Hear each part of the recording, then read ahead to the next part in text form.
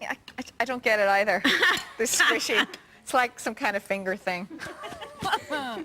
Now, as you know, today is the beginning of an emotional journey for 3 of our viewers who are suffering from poor self-image and need to change their lives. Over the next few weeks, we'll be charting their progress under the expert guidance of renowned therapist Brian Colbert. Now, earlier on, we met Elaine Bogle, and now it's time to meet our second volunteer who's about to undergo an emotional makeover. Here's Galway woman Louise Keneally's story.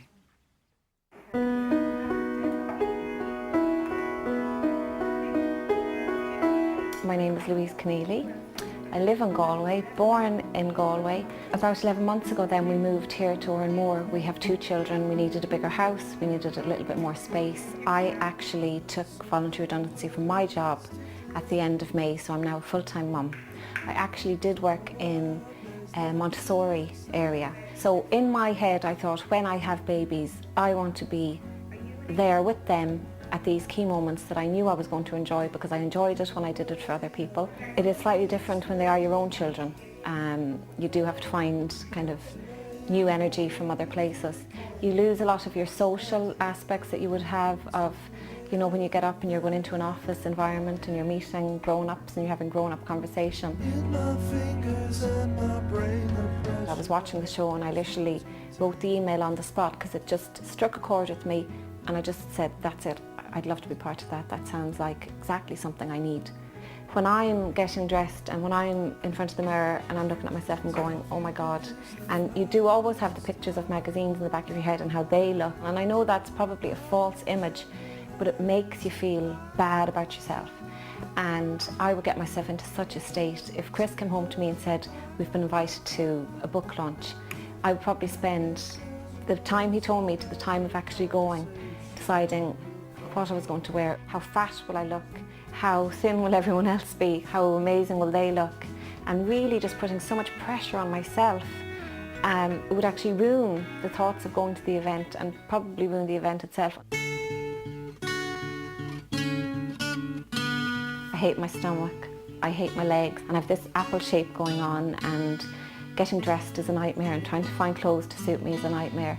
I want to be able to go up to my bedroom and pick out an outfit and put it on and just go out there and hope everybody else is looking at me going, wow, I wish I had that, or I wish I looked like that, but that's not who I am. I know there's no magic wand. It's not just going to be a case of someone goes, beep, you're fixed. The problem starts with me, therefore the solution is in me. Now we're joined by Louise Keneally and our expert therapist, Brian Colbert. Hello to both of you. Hello there. Hello, Louise, a fellow Galway woman. Yeah. And Keneally, my mother is a Keneally. There you go, good yes, name. Very good. Looking at you in that VT, I just don't, I can't understand why you feel like that about yourself. I think you look absolutely fab. Thank in you. the piece of footage that we saw, yeah. and also in real life. Yeah, but thank you. I picked out one thing that in the letter, the email you wrote to us, stop wrecking the house. Don't be wrecking the house. Now, you said in the email that you sent to us, the letter you sent to us, I hate looking in the mirror, and I hate the thoughts of anyone seeing my post-children belly, including my own fiancé. Absolutely. And I shouldn't even say post-children, because I always had, you know, a stomach, and I always had a problem with my stomach. No matter how much weight I lost, I still had this kind of apple shape going on. And definitely now, after having children, it's a no-go area. Really is a no-go area. And another thing that you said, that if you're invited to a book launch and all that, that you totally feel... Oh. Panic. Yeah, panic. Sheer panic. I don't go, wow, that's great, I can't wait. When is it? Where is it? I go, oh my God, what am I going to wear? Who's going to be there? What are they going to be wearing? What will they think of me? Have you always felt like this? Yeah, definitely always was there in the back of my mind, but probably when I was younger, I was kind of more oblivious to it, so I was more just, oh, this is me, take me as I, you know, come. As I am, yeah. But now, after having children, and, you know, I feel like I'm in a different kind of place in my life, and my partner, and you know, you want everything, you want to look perfect and you want to feel perfect, and you want your children to look at you and go, wow, that's my mummy. And you know, I don't want any negativity being fed down to Jessica, you know, she's only 3.5, and so all of those things. A lot going on in Louise's head. Yeah, and very common. A lot. Very common for a lot of people as well. You know, a number of things have happened for Louise insofar as that she's come through a transition whereby she was working full-time, and then she ended up becoming a mum. And part of that process, she kind of lost her identity as well. It's fantastic to be a mom, and she loves being a mom, and she's a great mom, but part of that, she lost who she was, and that definition of who she was. The other side of that is she put a lot of time inside her mind thinking about what she wasn't. Okay, so when she looks in the mirror, she talks about what's not there or what's not nice. And she's got very, very good at it, and she's localized it so she can pick a part in the body and tell you exactly how bad that is. Yeah? But do you think this comes from maybe Louise changing her life kind of drastically, as you said? Do you think maybe she needs, in some of what we're going to do or you're going to do with her, do you think she needs to look at herself and maybe have another outlet apart from kids? Yes, big time she has to. Part of her identity is mixed in with what we do, okay? And even though she loves doing what she does, yeah, it's not all of who she is, and she feels a bit of that's gone. So as a result, then the attention goes straight through to the one thing that she can control, which is her appearance.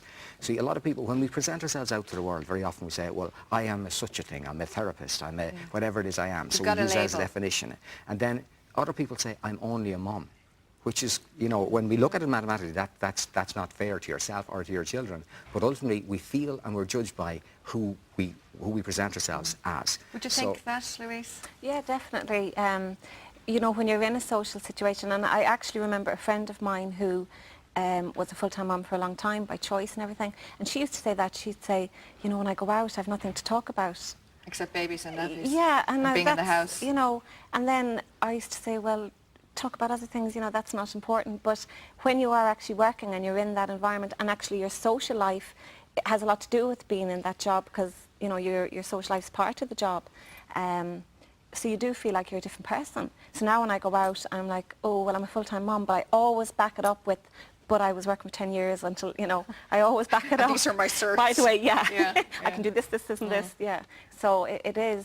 A full-time mom it's a tremendous, it's an amazing job, probably the best job in the world, but you do beat yourself up that you're not doing other things. Okay, that is one side, as we say. Brian, what else can you do for Louise here? What are you going to do to help her overcome, of course, her, I suppose, really fear of looking in the mirror and all these things? She gets up in the morning and gives herself a good talking down to, you know, like a lot of people do. What we want to do is to get that to be a talking up to. Yeah, so that she can actually look in the mirror and be, we're not saying she has to love herself in the mirror, because I don't know any woman or man that does that. Anyone that does is probably deluded or telling lies, yeah?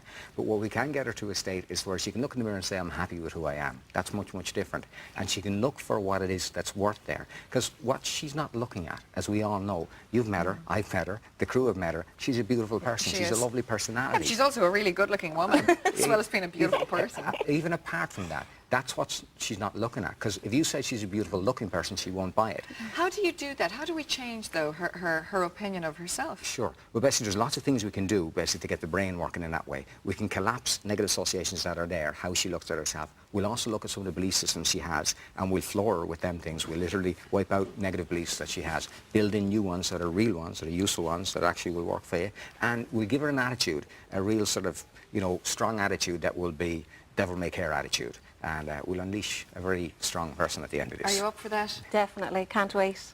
Yes, yeah. As soon as I heard the item on the show and I heard Brian's name, I thought, that's me. And I just happened to be on my laptop paying bills online, and I just straight away emailed, because I said, that's me. It just rang a bell straight away with me. So I'm craving this, and I really want it, and I want to do it. We're really looking forward to getting you through this, and looking forward to your progress. Thank you. And thanks again for getting in touch. Thanks very much. We'll be talking to you later. Now, thank you. Now we're going to have one more lady that we're going to meet today, and we'll be doing that a little bit later on in the show. In the meantime, all of the details on our emotional makeovers are on our website, www.rte.ie/The Afternoon Show. You can also take a look at Airtel page 365. Now, Shay. Okay, I have to say I'm very impressed. When I was watching your video, you actually are very emotionally intelligent. You're very clued into what you're feeling and what's going on and where it's coming from. Yeah, I know where the issues are, but I still can't get past them. Yeah, like well, that's where he comes in. Yeah, hopefully. For sure, yeah. Well, listen, we'll love to meet up with you over the coming weeks. Thank you. And it's Thank pretty you very well much. done. Thanks for having me. Okay, loads more still to come on the show. Award-winning author Colin Bateman will be here telling us about his latest project. Now we're going to have more hopeful herbs even to boost your children's concentration. Hopeful for parents. Hopeful for people like Shayna and help with